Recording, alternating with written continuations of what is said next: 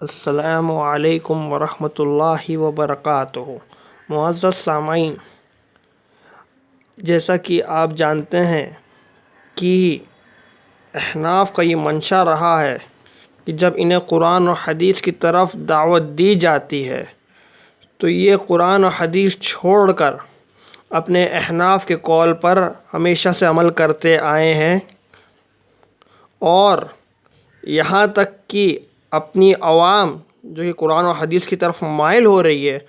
اس کو قرآن و حدیث کی طرف سے مائل ہونے سے روکنے کے لیے یہ خود اپنے گھر کے اندر اصول بنا دیتے ہیں، لوگوں کو جھوٹ بولتے ہیں، اور یہاں تک کہ محدثین کے اوپر بھی جھوٹ بول دیتے ہیں اور اہل حدیث کے اوپر یہ لوگ طعن کرتے ہیں۔ لہٰذا آج ہم آپ کو اس ویڈیو کے اندر مفتی سالم خان اشاعتی دیوبندی کے دو جھوٹ کا ہم پردہ فاش کریں گے، اور آپ دیکھیں گے کہ اس کا جواب مفتی سالم اشاعتی صاحب نہیں دے پائیں گے۔ تو آئیے چلیے دیکھتے ہیں کہ مفتی سالم خان اشاعتی صاحب کیا کہتے ہیں۔ پہلے امام ترمذی نے وہ حدیث لائی جس سے سورہ فاتحہ کے پڑھنے کا جواز مل رہا تھا، پھر امام ترمذی نے وہ حدیث لائی جس سے سورہ فاتحہ کے ترک کا جواز مل رہا تھا، سورہ فاتحہ کا ترک کا حکم معلوم ہو رہا تھا۔ یہ اس بات کی دلیل ہے کہ پہلی حدیث منسوخ ہے اور دوسری حدیث ناسخ۔ محدثین کا ایک اصول ہوتا ہے کہ اپنی کتاب کے اندر پہلے ان حدیثوں کو لکھتے ہیں جو حدیثیں پہلے زمانے کی ہوتی ہیں یا تو منسوخ ہوتی ہے، اس کے بعد محدثین ان حدیثوں کو لاتے ہیں اپنی کتاب کے اندر باب بھان کر، جو حدیث ناسخ ہوتی ہے جس پر عمل ہوتا رہا ہوتا ہے، جو حدیث معمول بہا ہوتی ہیں، ان حدیثوں کو محدثین بعد میں ذکر کرتے ہیں، اور جو حدیث غیر معمول بہا ہوتی ہیں یا ناسخ ہوتی ہے، منسوخ ہوتی ہیں یا مرجوع ہوتی ہے، ان کو پہلے ذکر کرتے ہیں۔ تو محدثین کے اصول کے مطابق غیر مقلد توصیف الرحمٰن نے جو حدیث پیش کی ہے یہ پہلے بات کی ہے، اور میں نے جو حدیث پیش کی حضرت جابر رضی اللہ تعالیٰ عنہ کی فرماتے ہیں من صلی رکعتن، جس کسی نے ایک رکعت ایسی پڑھی ہو لم یقرأ فیہا بأم القرآن، کہ اس میں سورہ فاتحہ نہ پڑھا ہو، فلم یصلی، بس وہ ایسا ہے گویا کہ اس نے نماز ہی نہیں پڑھا۔ ایک رکعت پہ ایسی پڑھا کہ اس نے سورہ فاتحہ نہیں پڑھا تو گویا کہ اس کی نماز ہی نہیں ہوئی۔ آگے فرماتے ہیں، استثناء کرتے ہیں، الا ان یکون وراء الامام، مگر یہ کہ وہ امام کے پیچھے ہوں، یعنی کہ امام کے پیچھے کچھ نہیں پڑھنا ہے۔ ہاں اکیلے تنہا نماز پڑھ رہا ہو اور ایک رکعت بھی ایسی پڑھا کہ اس نے سورہ فاتحہ نہیں پڑھا تو اس کی نماز نہیں ہوگی، امام کے پیچھے ہو۔ تو سامعین، جیسا کہ آپ نے دیکھا انہوں نے دو جھوٹ بولے۔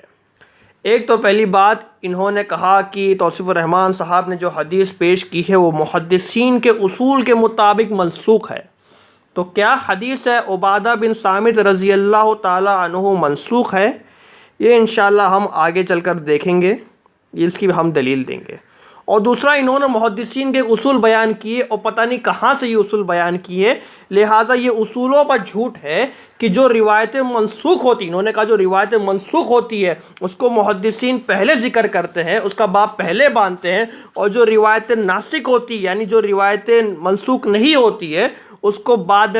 اس کا باب بعد میں باندھتے ہیں۔ تو لہٰذا ہم یہ اصول کے اوپر ان سے کچھ سوالات کریں گے۔ یہ اصول انہوں نے کہاں سے لیے، کون سے اصولوں کی کتاب سے لیے، اللہ بہتر جانے، لیکن ایسے کوئی محدثین کے اصول نہیں ہیں، اور لہٰذا ہم انہی کے اصول کے مطابق ان کے سامنے دلیل پیش کریں گے اور کہیں گے مفتی سالم خان اشاعتی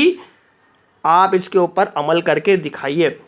وہ یہ کبھی نہیں کر پائے گا، نہ احناف کا اس کے اوپر عمل ہے۔ تو آئیے پہلے دیتے کیا حدیث عبادہ بن صامت رضی اللہ تعالیٰ عنہ منسوخ ہے۔ آئیے، تو جیسا آپ اسکرین پر دیکھ رہے ہیں یہ کتاب ہے احسن الکلام، مفتی مولانا سرفراز صفدر دیوبندی صاحب کی، اور وہ کہہ رہے ہیں کہ بہرحال اس کا صفحہ نمبر ہے 156، اور یہ ہمارے پاس ہارڈ کاپی موجود ہے، مکتبہ مدنیہ دیوبند کی چھپی ہوئی ہے، اور یہ جو میں نے ڈالا ہے یہ پاکستان کا PDF کا میں نے ڈاؤن لوڈ کیا ہے دیوبندی کی سائٹ سے، تو انشاءاللہ آپ کھولیں گے تو آپ کو مل جائے گا وہاں پہ صفحہ نمبر 156 کے اوپر۔ یہاں پہ کیا لکھا ہوا ہے آئیے پڑھتے ہیں۔ تو لکھتے ہیں سرفراز صفدر صاحب کہ بہرحال یہ بالکل صحیح بات ہے کہ حضرت عبادہ رضی اللہ تعالیٰ عنہ امام کے پیچھے سورہ فاتحہ پڑھنے کے قائل تھے اور ان کی یہی تحقیق اور یہی مسلک و مذہب تھا۔ تو مفتی سالم خان نشاطی صاحب، آپ اس بات کا جواب دیں، کیا حضرت عبادہ بن صامت جیسے جلیل القدر صحابی ہے، کیا وہ منسوخ روایت پر عمل کرتے تھے؟ یہ تو میں نہیں کر رہا، تو خود آپ کے عالم کہہ رہے ہیں، تو کیا آپ کے مطابق کیا حضرت عبادہ رضی اللہ تعالیٰ عنہ منسوخ چیز پہ عمل کیا کرتے تھے؟ ٹھیک ہے، تو پہلے جھوٹ کا تو آپ کے پردہ فاش ہو گیا، اب دوسرا جو آپ نے محدثین کے اوپر جو اصول بنائے ہیں اس کے اوپر آپ عمل کر کے دکھائیے۔ چلیے، تو سامعین، جیسا کہ آپ جانتے ہیں کہ ہم نے جیسا کہ شروع میں رکھا تھا کہ ان کا دوسرا جھوٹ یہ تھا کہ انہوں نے محدثین کے اوپر ایک من گھڑت اصول پیش کیا، محدثین کے اوپر جھوٹ بولا کہ وہ جو منسوخ روایت رہتی ہے انہیں پہلے ذکر کرتے ہیں اور جو روایت ناسخ ہوتی ہے انہیں بعد میں ذکر کرتے ہیں، یعنی جو منسوخ نہیں ہوتی ہے انہیں بعد میں ذکر کرتے ہیں، ان حدیثوں کا باب بعد میں باندھتے ہیں۔ تو کیا اس کے اوپر خود ان کا عمل ہے، اور کیا محدثین کا اس کے اوپر محدثین کا کیا کوئی ایسا اصول تھا؟ لہٰذا ہم جو آگے ان کے سامنے دلیلیں پیش کرنے جا رہے ہیں، ہم اس کے بعد ان سے گزارش کریں گے کہ مفتی سلیم خان نشاطی صاحب آپ اس کے اوپر عمل کر کے دکھائیے۔ ٹھیک ہے، تو ہم جو ابھی آگے دلیل پیش کر رہے ہیں اس کے اوپر مفتی سلیم خان نشاطی صاحب ہمیں عمل کر کے دکھائیں گے، یا تو وہ اس بات کو قبول کریں گے اور ان کے لوگ بھی اس بات کو قبول کریں گے کہ مفتی سالم نشاطی نے محدثین کے اوپر جھوٹ بولا ہے اور انہوں نے دھوکہ دیا ہے۔ تو آئیے ہماری دلیلوں کا آپ جائزہ لیتے جائیں۔ سامعین، جیسا کہ آپ اسکرین میں دیکھ رہے ہیں کہ امام ترمذی رحمۃ اللہ علیہ نے باب باندھا ہے بسم اللہ الرحمن الرحیم آہستہ پڑھنے کا، یعنی زور سے نہ پڑھنے کا باب باندھا ہے۔ باب نمبر ہے 66 ابواب صلاۃ کے اندر۔ اور پھر اسی کے بعد امام ترمذی رحمۃ اللہ علیہ نے باب باندھا ہے باب نمبر 67 کہ بسم اللہ الرحمن الرحیم زور سے پڑھنے کا باب۔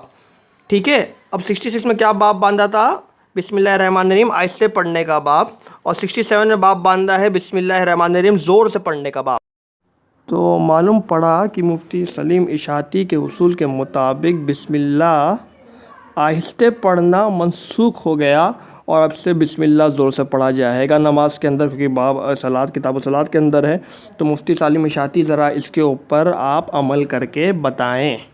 اور بھی ہم انشاءاللہ دلیلیں دیں گے آگے۔ اور اسی طرح امام ترمذی رحمہ اللہ نے اپنے باب ابواب وتر میں باب باندھا چیپٹر نمبر 7 کی 3 رکعت وتر کا بیان، اور حدیث نمبر ہے 459 چیپٹر نمبر 7۔ ٹھیک ہے، وتر میں انہوں نے باندھا یہ باب کی 3 رکعت وتر کا باب پہلے باندھا، چیپٹر نمبر 7 ہے، آپ غور سے اسکرین پیج دیکھیے۔ ٹھیک ہے، اور اس کے بعد انہوں نے جو باب باندھا ہے وہ کیا باب ہے آپ یہ بھی دیکھ لیجئے۔ اور پھر اس کے بعد باب باندھا چیپٹر نمبر 8، پہلے کیا تھا؟ چیپٹر نمبر 7 3 رکعت وتر کا بیان تھا، اور اس میں 1 رکعت وتر کا بیان کا باب باندھا چیپٹر نمبر 8 حدیث نمبر 461 جامعہ ترمذی کے اندر۔ تو مطلب 3 رکعت وتر منسوخ ہو گئی اور 1 رکعت وتر ناسخ ہے ان کے اصول کے مطابق۔ تو سامعین، جیسا کہ آپ نے دیکھا ہم نے دلیلیں دیے ہیں، اور ہر کسی کا اسکین پیج بھی دکھایا ہے، حدیث نمبر بھی بتایا، باپ کا نام بھی بتایا، باپ نمبر بھی بتایا ہے، اور ہم نے کوئی اور محدثین کا نہیں، صرف امام ترمذی کا ہی دکھایا، کیونکہ انہوں نے امام ترمذی کا کتاب جامعہ ترمذی کا حوالہ دیا تھا۔ ضرورت پڑتی تو اور بہت سارے محدثین کے ایسے حوالے دکھا دیتے ہیں ہم آپ کو، جس سے ان کا جھوٹ ثابت ہوتا ہے، لیکن ہمیں ویڈیو مختصر رکھنے کا تھا۔ تو آپ دیکھیے اور آپ خود ہی فیصلہ کیجئے کہ کیا انہوں نے جھوٹ نہیں بولا، کیا انہوں نے جھوٹ نہیں بولا، آپ خود اس بات کا فیصلہ کیجئے۔ اور آخر میں ہم آپ کو ایک اور بات بتانا چاہتے ہیں کہ جو انہوں نے جابر بن عبداللہ رضی اللہ تعالیٰ عنہ کی حدیث پیش کی ہے، اور جو اس ویڈیو کے اندر انہوں نے جابر بن عبداللہ رضی اللہ تعالیٰ عنہ کی جو حدیث پیش کی ہے، اس کے اوپر ان کا خود عمل ہی نہیں ہے، لہذا اس کا جواب ہم نے دینا نہ مناسب سمجھا، کیونکہ اس کا جواب ہمارے بھائی رضوان سلفی صاحب نے اپنے پیج باطل ہنٹر پہ دے دیا ہے۔ تو لہٰذا آپ اس لنک پہ جائیے، ہم نے ڈسکرپشن میں وہ لنک ڈال دی ہے، آپ اس لنک میں جائیے اور دیکھ لیجئے اس کا جواب، اور اللہ تبارک و تعالی ہم کو اور آپ کو سب کو سمجھنے کی توفیق عطا کرے. اور جزاکم اللہ خیر. السلام علیکم ورحمۃ اللہ وبرکاتہ.